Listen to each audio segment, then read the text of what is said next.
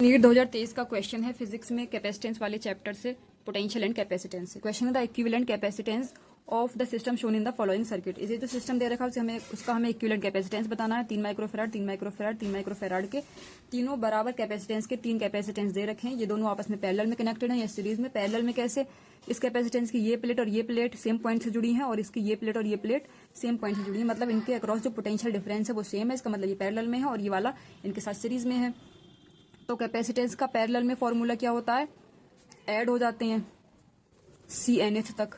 और सीरीज में क्या होता है? 1/C series. कैपेसिटेंस का केस आप याद रखना रेजिस्टेंस से जस्ट उल्टा। रेजिस्टेंस में सीरीज में जस्ट ऐड होते हैं और पैरेलल में ऐसा होता है जैसा इसके सीरीज में हो रहा है।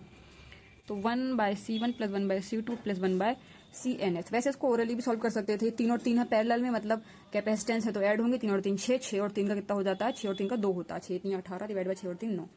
ये आप सोच रहे हो कैसे किया, वो हम बिल्कुल अच्छे से समझाएंगे, ठीक है। सबसे पहले हम 3 और 3 का हम पैरेलल में निकाल ले रहे हैं। तो पैरेलल में C1 + C2 होगा, मतलब ऐड हो जाएगा। 3 और 3 6 माइक्रोफेराड, ठीक है। अब इसको हमने मान लिया ये C था और ये जो 6 माइक्रोफेराड है और ये 3 माइक्रोफेराड, मतलब अब हमारा जो सिस्टम है वो कुल ऐसा हो चुका है। ये B, ये A, 3 माइक्रोफेराड का एक इधर है, 6 माइक्रोफेराड का एक इधर है। अब ये नया C' निकालेंगे 1/C', तो जो कि होगा 1/3 + 1/6।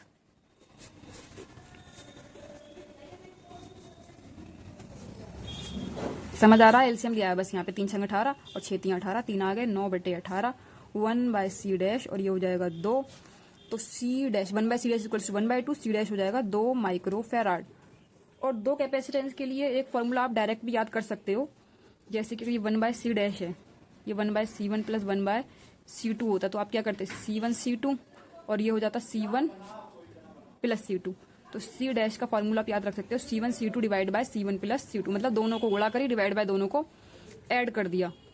अगर दो कैपेसिटेंस सीरीज में हो उस केस में, जैसे कि इसी केस में अगर आपको करना होता तो आप क्या करते? 6 × 3 और डिवाइड बाय 6 + 3, 6 3 18, 6 3 9, 9 दूनी 18, ठीक है ना।